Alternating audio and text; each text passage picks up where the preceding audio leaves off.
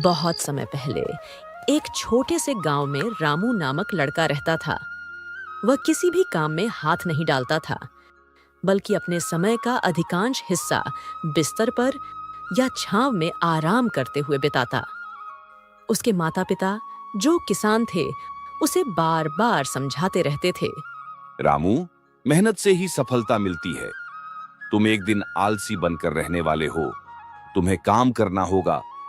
लेकिन रामू को इन बातों का कोई फर्क नहीं पड़ता था।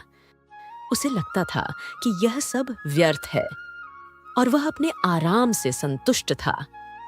गांव के अन्य लोग भी रामू के बारे में बातें किया करते थे। कुछ लोग उसे आलसी आदमी कहते, तो कुछ लोग यह कहते थे कि यह लड़का कभी किसी काम का नहीं बनेगा। लेकिन रामू पर इसका कोई असर नहीं होता था। उसे किसी की चिंता नहीं थी। एक दिन गांव में एक व्यापारिक यात्रा पर श्रीधर नामक एक आदमी आया। वह बहुत सफल और मेहनती व्यापारी था। उसकी कंपनी थी और बहुत सारी संपत्ति भी थी।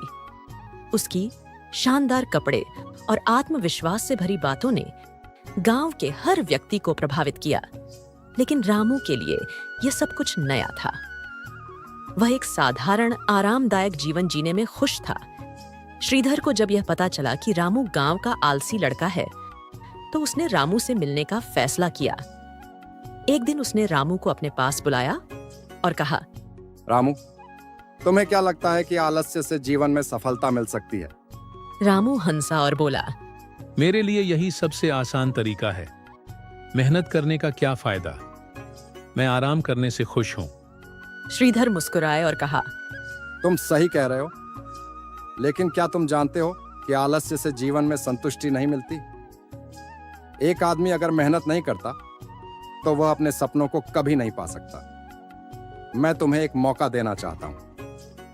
क्या तुम मेरे साथ काम करना चाहोगे? रामू को यह सुनकर अजीब सा लगा, लेकिन उसे श्रीधर की बातों में कुछ खास बात महसूस हुई। उसने हाँ कहा। श्रीधर ने रामू को अपनी कंपनी में काम करने के लिए कहा। शुरुआत में रामू को बहुत परेशानी हुई। सुबह जल्दी उठना, काम करना और लगातार मेहनत करना, ये सब उसके लिए बिल्कुल नया था। वह बहुत थक जाता और हमेशा सोचता कि अब वह आराम क्यों नहीं कर सकता। पहले तो वह अपनी आलस्य वाली आदतें छोड़ने में पूरी तरह से असफल हुआ। उसे यह भी समझ में नहीं आता था कि मेहनत क्यों जरूरी है। लेकिन श्रीधर ने उसे कभी हारने नहीं दिया। वह उसे लगातार प्रेरित करता रहा और उसे यकीन दिलाता रहा कि अगर रामू खुद पर विश्वास करेगा तो वह बहुत कुछ हासिल कर सकता है। रामू के लिए यह मुश्किल था, लेकिन धीरे धीरे वह समझने लगा कि मेहनत से न केवल काम पूरा होता है, बल्कि उससे आत्मसम्मान भी बढ़ता है। कुछ महीनों बाद रामू की मानसिकता में बदलाव आने लगा। अब वह सुबह जल्दी उठता, खेतों में काम करता और खुद को अब आलसी नहीं मानता था। एक दिन श्रीधर ने उसे देखकर कहा, रामू, तुम अब बदल चुके हो।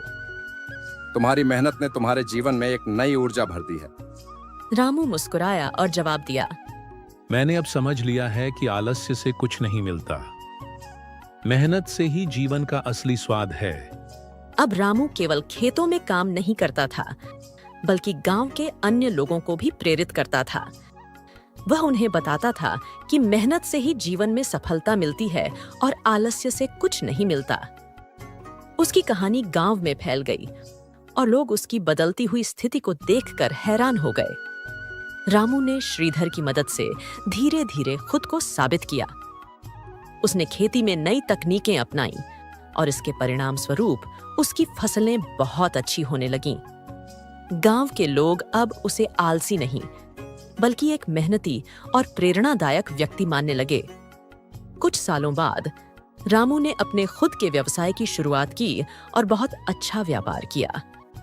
वह अब अपने गांव का सबसे सम्मानित और सफल व्यक्ति था। श्रीधर के साथ रामू का रिश्ता अब एक दोस्ती में बदल चुका था। रामू ने श्रीधर को धन्यवाद दिया। तुमने मुझे मेहनत की अहमियत सिखाई। तुमने मुझे दिखाया कि आलस्य से कभी कुछ हासिल नहीं होता। अब मुझे यकीन है कि जो भी काम में लग जाता है वह सफलता जरूर पाता है। श्रीधर ने मुस्कुराते हुए कहा, तुमने खुद ही अपने जीवन को बदला है रामू। मेहनत कभी बेकार नहीं जाती। रामू की सफलता की कहानी गांव में हर जगह फैल चुकी थी। लेकिन जैसे ही उसकी जिंदगी में कुछ स्थिरता आई, उसके सामने नए संघर्षों ने भी सिर उठाया। अब वह सिर्फ खुद के लिए नहीं, बल्कि गांव के अन्य लोगों के लिए भी प्रेरणा बन चुका था। लेकिन सफलता के साथ आने वाली चुनौतियां भी उसे कहीं न कहीं घेरने लगीं। रामू को यह समझ में आने लगा था कि मेहनत से सफलता मिलती है, लेकिन हर सफलता के बाद नई जिम्मेदारियां और समस्याएं आती हैं। जैसे ही उसका व्यवसाय बढ़ा, उसे अब अपने काम को विस्तार देने की जरूरत थी। रामू ने सोचा, अब मेरे पास बहुत कुछ है, लेकिन क्या मैं इसे संभालने के लिए तैयार हूं? यही सोच उसे घेरने लगी। वह दिन दूर नहीं था जब रामू को यह एहसास हुआ कि सफलता सिर्फ मेहनत का नतीजा नहीं होती, बल्कि इसके लिए एक स्थिर मानसिकता, योजना और रणनीति की भी जरूरत होती है। रामू ने गांव के आसपास खेती की एक बड़ी परियोजना शुरू की थी। बहुत से लोग उसके साथ जुड़ गए थे और उन्होंने अपनी मेहनत को समर्पित किया था। लेकिन इस परियोजना में कई चुनौतियां थीं। खेती में मौसम का प्रभाव, बाजार की अस्थिरता और मजदूरों की कमी, ये सब चीजें उसकी योजना को प्रभावित कर रही थीं। एक दिन जब रामू अपनी परियोजना के बारे में विचार कर रहा था, गांव में एक बड़ी आंधी आई। इस आंधी ने पूरी फसल को नष्ट कर दिया। रामू के लिए यह एक बहुत बड़ा झटका था। उसकी मेहनत और योजनाएं तबाह हो गईं। यह उसके लिए एक ऐसा मोड़ था जब उसे यह समझना पड़ा कि सफलता केवल कठिनाई और संघर्ष के बिना नहीं मिलती। वह दिन उसके लिए बहुत कठिन था। वह सोचता था, क्या मैं इस संकट से उबर पाऊंगा? श्रीधर ने देखा और रामू से कहा, हर कठिनाई एक अवसर बन सकती है, अगर हम इसे सही तरीके से देखें। यह समय तुम्हारे लिए अपनी योजना और मानसिकता को फिर से परखने का है। तुम संघर्ष से भाग नहीं सकते, लेकिन तुम इसका सामना करके इसे अवसर में बदल सकते हो। रामू ने गहरी सांस ली और सोचा, क्या मुझे अपनी उम्मीदें फिर से जगानी चाहिए? क्या मैं अपने सपनों को फिर से हासिल कर सकता हूँ? रामू ने श्रीधर की सलाह मानी और अपनी परियोजना को फिर से शुरू करने का निर्णय लिया। उसने मेहनत को फिर से अपना हथियार बनाया और अपने पुराने अनुभवों को ध्यान में रखते हुए एक नई योजना बनाई। पहले से ज्यादा स्मार्ट तरीके से काम करना शुरू किया। उसने अपनी फसल की विविधता बढ़ाई। उसने गांव के अन्य किसानों से मिलकर एक सहयोगी नेटवर्क तैयार किया, ताकि सभी एक साथ मिलकर अपने उत्पादों को बेहतरीन बना सकें और कीमतों में स्थिरता ला सकें। रामू ने सीखा था कि केवल मेहनत ही नहीं, बल्कि सही दिशा और योजना भी जरूरी है। समय के साथ उसकी फसलें फिर से उगीं और उसका व्यवसाय एक नई दिशा में बढ़ने लगा। अब रामू अपने जीवन के एक नए मोड़ पर था। उसने देखा कि सिर्फ व्यक्तिगत सफलता ही नहीं, बल्कि सामूहिक सफलता भी जरूरी है। अगर एक व्यक्ति अपने संघर्षों से उबर सकता है, तो वह अपने आसपास के लोगों की मदद करके और भी बड़ी सफलता प्राप्त कर सकता है। रामू के बदलते हुए दृष्टिकोण ने न केवल उसे एक सफल व्यापारी बनाया, बल्कि उसने गांव के दूसरे लोगों को भी प्रेरित किया। अब गांव में एक नई सोच का जन्म हो रहा था। लोग मेहनत, परिश्रम और योजना के साथ काम करने लगे थे। रामू ने खुद को केवल एक व्यापारी नहीं, बल्कि एक शिक्षक और मार्गदर्शक के रूप में स्थापित किया।